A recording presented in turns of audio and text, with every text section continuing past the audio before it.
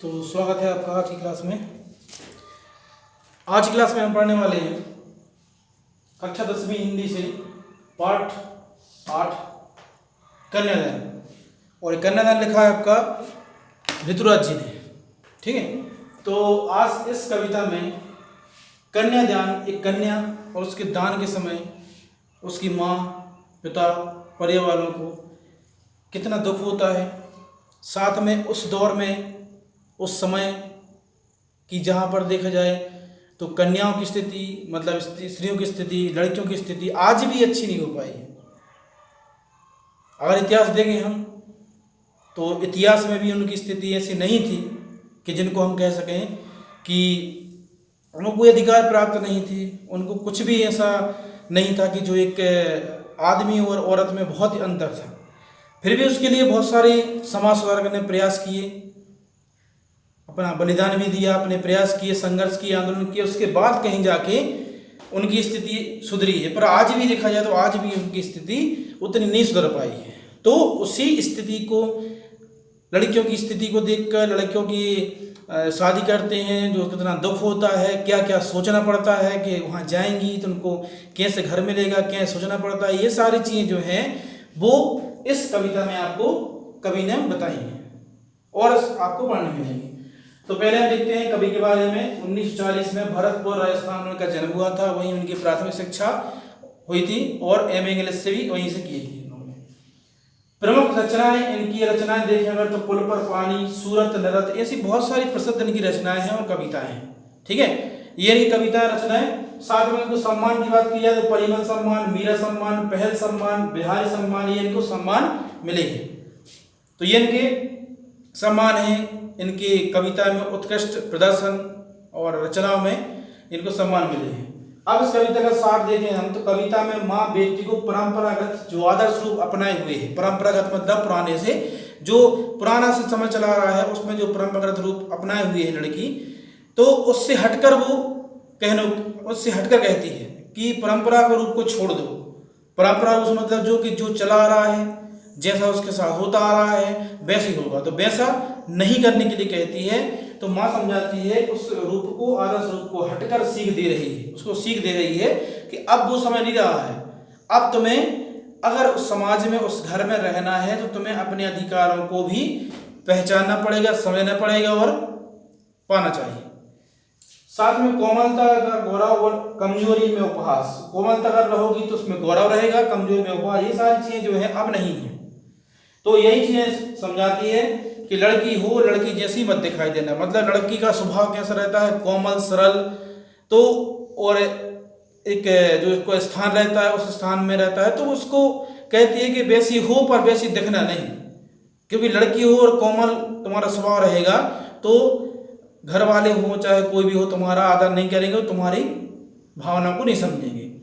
तो ये इस कविता के माध्यम से और पढ़ेंगे हम कि कवि को एक माँ की पीड़ा क्या होती है, एक माँ का दुख क्या होता है जब वो उसको विदा करती है, बेटी को विदा करती है। एक डर भी रहता है कि कैसा घर मिलेगा, वहाँ पर कैसे सुख मिलेंगे, कैसे परिवार के लोग होंगे, कैसे वहाँ पर लोग होंगे, ये सारी समस्याएं, सारी बातें जो है मन में सोचती है उसकी माँ। और उसको दुख भी होता है तो शादी भी करनी ही पड़ती है, उनको पराये घर जाना ही पड़ता है। तो ये सारी समस्याएं जो हैं वो सोचती है। तो अब देखिए कविता में शुरू करते हैं। कितना प्रमाणित था उसका दुख लड़की को दान में देते वक्त। उसका दुख कितना प्रमाणित था, जब वो दुख कितना प्रमाणित था मतलब कितना सही था जब वो लड़की को दान में देती थी, दान में देती है तो उसका दुख जो रोती है तो कितना प्रमाणित, कितना सही दुख होता है। जैसे वही उसकी अंतिम पूंजी हो। इसमें अंतिम पूंजी कहा है लड़की को, लड़की को अंतिम पूंजी कहा है और वही एक क्षण है, उसके बाद लड़की पराई हो जाती है। ठीक है, तो ये उसकी अंतिम पूंजी हो। लड़की अभी सयानी नहीं थी, अभी इतनी भोली सरल थी, अभी सयानी नहीं थी। क्योंकि एक माँ के लिए लड़की जो है उसको मायके में अलग रहता है सुख, और ससुराल जाने के बाद अलग सुख रहते हैं। तो उसके में जो कहती है उसकी माँ कि अभी सयानी नहीं थी, मतलब उससे बड़ी नहीं हुई थी, अभी छोटी थी, और साथ में भोली भी थी और सरल भी थी। भोली वाली भी कहती है लड़की को, सरल भी कहती है। साथ में उसे सुख का आभास तो होता था, उसे कहती है सुख का आभास तो था, क्योंकि मायके में उसको सुख मिले थे। लेकिन दुख का वाचना नहीं आता, पर उसे दुख नहीं आता था कि दुख को वो कैसे बताए। वो दुख वो ना उसने यहाँ बताए हैं, ना वो वहाँ बताना चाहती है, ना बता पाती है कि हम दुख को कैसे बताएं। तो उसने सुख देखे तो दुख देखे ही नहीं थी। लेकिन पाठिका थी, अभी तो वो पाठिका थी, पढ़ने वाली थी। अभी जो एक उम्र रहती है, उस उम्र में जो होते हैं वो अब उन्होंने शुरू किया था उस लड़की ने। अभी वो परिपक्व नहीं हुई थी, इसलिए तो कहती है सयानी नहीं हुई थी। अभी पाठिका है, वो एक धुंधले प्रकाश की, मतलब जो प्रकाश है तो उसकी धुंधले प्रकाश की पाठिका है, पढ़ने वाली है। जीवन की जो कठिनाइयां होती हैं, उतार चढ़ाव होते हैं, समस्या होती है, उस समस्याओं से नहीं देखी थी। अभी पाठिका थी, पढ़ रही थी उसमें कुछ तुकों और कुछ लयबद्ध पंक्तियों को पढ़ रही थी। मतलब उसमें जो सुख होते हैं, दुख होते हैं, उतार होते चढ़ाव होते हैं, गरीब होते अमीरी होती, ये सारी जो समस्या होती उसकी पाठिका थी, पढ़ने वाली थी। उसको वो अभी समझ रही थी, जान रही थी कि हमें इसके बाद क्या करना पड़ेगा। तो अभी उसकी माँ इसी बात से चिंता करती है। आगे क्या कहती है कि माँ ने कहा था पानी में झांक कर। जब उसकी शादी हो जाती है तो माँ सीख देती है उसको, कि शिक्षा देती है कि तुम्हें करना क्या है।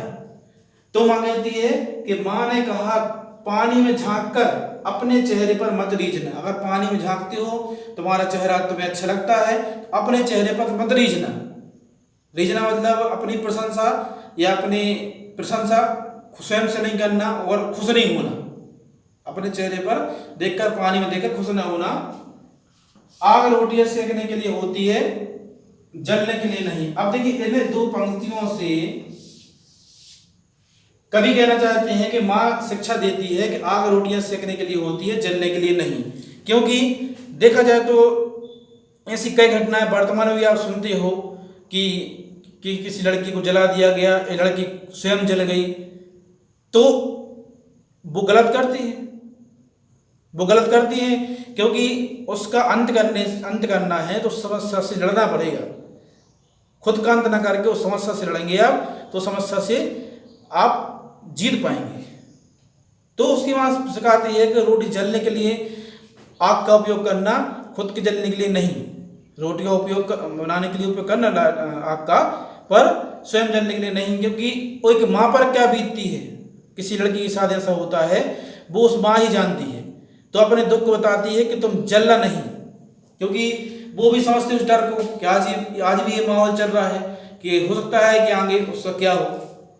वस्त्र और आभूषण शाब्दिक भ्रमों की राह, बंधन है स्त्री जीवन की। अगर तुम्हें वस्त्र पहनने का शौक हो, आभूषण पहनने का शौक हो, तो ये बंधन है स्त्री के।